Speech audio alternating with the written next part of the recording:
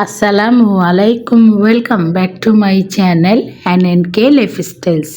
আশা করি আপনারা সবাই ভালো আছেন। আজকে আরেকটি নতুন ব্লগ নিয়ে চলে আসলাম আপনাদের মাঝে। তো শুক্রবারের রান্না বান্না এগুলোই শেয়ার করব। তো এখন তো শীতকালের বাজার দেখা যায় যে প্রতিদিনই মা একটু যান আর এই যে টাটকা শাক চা পান নিয়ে আসেন। তো শুক্রবারেও বাজারে গেলেন। বাজারটা তো আমাদের বাসার কাছেই, তেমন দূরে না। তো এখানে 2 আঁটি লাল শাক আর 1 আঁটি হলো গিয়ে পালং শাক নিয়ে এসেছিলেন। তো এখান থেকে কিছু লাল শাক আর কিছু পালং শাক আমি উঠিয়ে রাখলাম, এটা দিয়ে একটা রেসিপি করব। তার আগের দিন যে সরিষার শাক মানে রাই শাক নিয়ে এসেছিলেন, ওখান থেকেও একটু শাক তুলে রেখেছি। তো যদি রেসিপিটা করি অবশ্যই আপনাদের সাথে শেয়ার করব। তো এখানে মা সুন্দর করে পালং শাক যে অবশিষ্ট এক আঁটি নিয়ে এসেছিলেন, ওখান থেকে যা ছিল ওগুলো, আবার লাল শাক 2 আঁটি, এগুলো সব বেছে আর কি রাখছেন। একেবারেই আজকে হাত দিয়ে কেটে রাখছেন শাক, শুধু ধুয়ে আমি ভাজি করে নিব।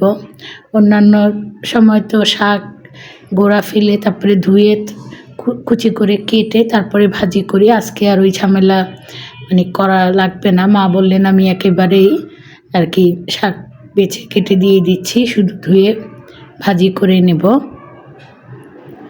আর এই যে দেখেন ইলিশ মাছ, তো 2টা ইলিশ মাছ নিয়ে এসেছিলেন। তো ইলিশ মাছ কিন্তু গরমকালের সবজি যেমন পটল, কাঁকরোল, বেগুন এগুলো দিয়ে যখন রান্না করা হয় খুবই মজা লাগে। তো আজকে কিন্তু ইলিশ মাছ রান্না করব শীতকালীন সবজি দিয়ে, সেটা হলো ফুলকপি আর আলু দিয়ে ইলিশ মাছ রান্না করব। তো ইলিশ মাছের এমনই গুণ, যেটাই দিয়ে রান্না করেন না কেন খুবই মজা লাগে, সুস্বাদু লাগে, খুবই টেস্টি লাগে। তো আজকে কিন্তু ফুলকপি যেহেতু শীতকালের সবজি, টমেটো দিলে ভালো লাগে, কিন্তু আজকে টমেটো দিব না, শুধু ফুলকপি আর আলু দিয়েই ইলিশ মাছ ভেজে তারপরে রান্না করব।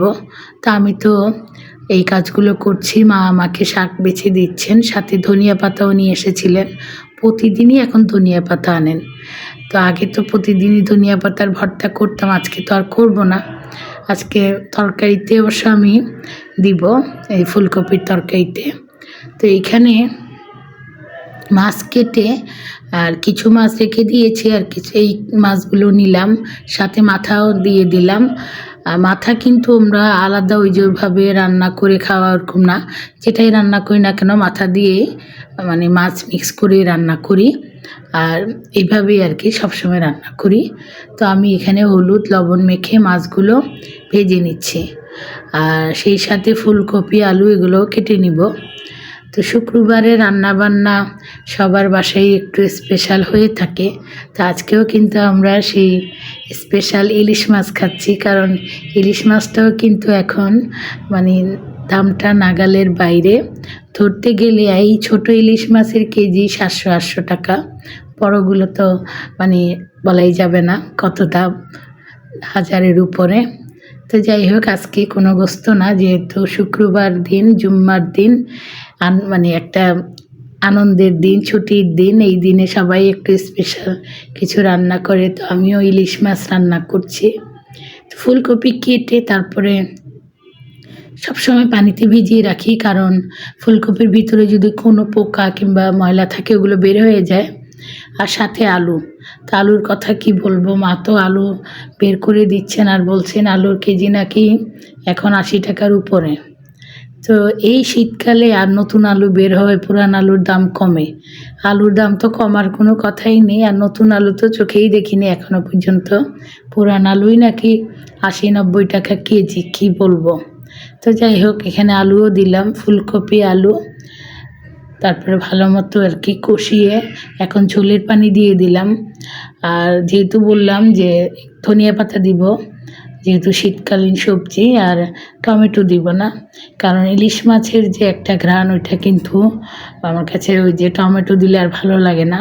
মনে হয় যে মানে ইলিশ মাছের ঘ্রাণটা শুধু ইলিশ মাছ দিব আর সবজি দিয়ে রান্না করব। তারপরেও আমি ধনিয়া পাতা দিয়েছিলাম, আর আলহামদুলিল্লাহ ভালোই লেগেছিল তরকারিটা খেতে, খারাপ লাগেনি, মজাই লেগেছিল। তো সেই সাথে এই যে দেখেন এদিকে শাক। তো আমরা কিন্তু সবসময় শাক ভাজিতে আলু আর কি একটা দিই ছোট ছোট করে কেটে, আর রসুন পেঁয়াজ কাঁচামরিচ এগুলো কেটে নিলাম। মানে মোট কথা হলো যে রান্নার ফাঁকে ফাঁকে শাক কাটা হয়ে গিয়েছে, এগুলো মানে ধুয়ে রেডি করে রাখলাম। আর চুলায় ভাতও বসিয়ে দেব, কারণ ভাতটা তো একটু মাঝখানে বসাই, কারণ রাতে আর ভাত রান্না করতে হয় না, যেই ভাত থাকে ওগুলো রাতে খাওয়া হয়ে যায়। আর আমি তো রুটি খাই রাতে।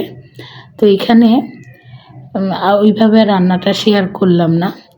এখন মাছ ধনিয়া পাতা এগুলো সব দিয়ে দিলাম, দিয়ে তারপরে আবার ঢেকে রাখলাম। তো মোটামুটি আমার তরকারি হয়ে গিয়েছে।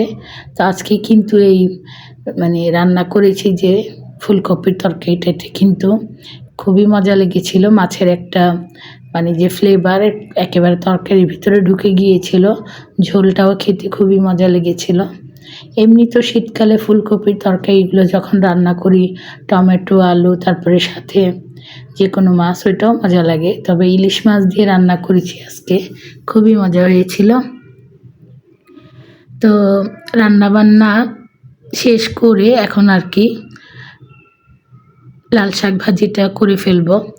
তো লাল শাক ভাজি যে কোনো শাক ভাজিতে আমি ছোটোবেলায় মাকে দেখতাম যে শাক ভাজি করার আগে এই শুকনা মরিচ ভেজে আগে তুলে রাখতেন একটা কিছুতে আর কি। তারপরে যখন শাকটা ভাজি হয়ে যায় আর ওই যখন খেতে বসবো তখন ওই শুকনা মরিচ ভাজা সাথে দিতেন, প্লেটে শাক ভাজি দিতেন।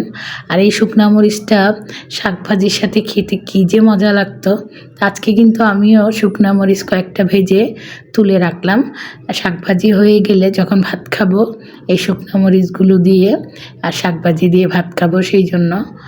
তো অনেকেই কিন্তু আমি জানি এইভাবে শুকনা মরিচ ভাজা দিয়ে আর শাক ভাজি দিয়ে ভাত খেতে পছন্দ করেন। আমাদের বাসাতেও আমি মা আমরা সবাই পছন্দ করি।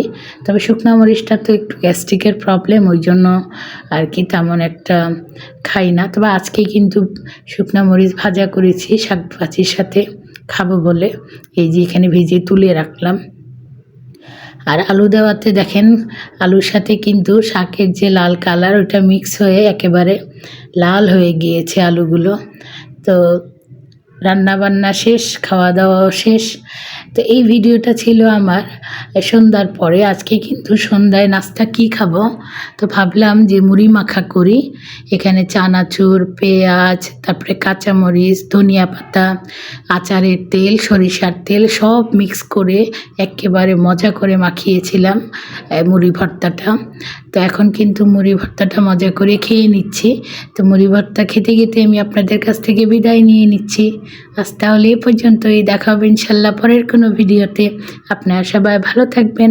আল্লাহ হাফেজ।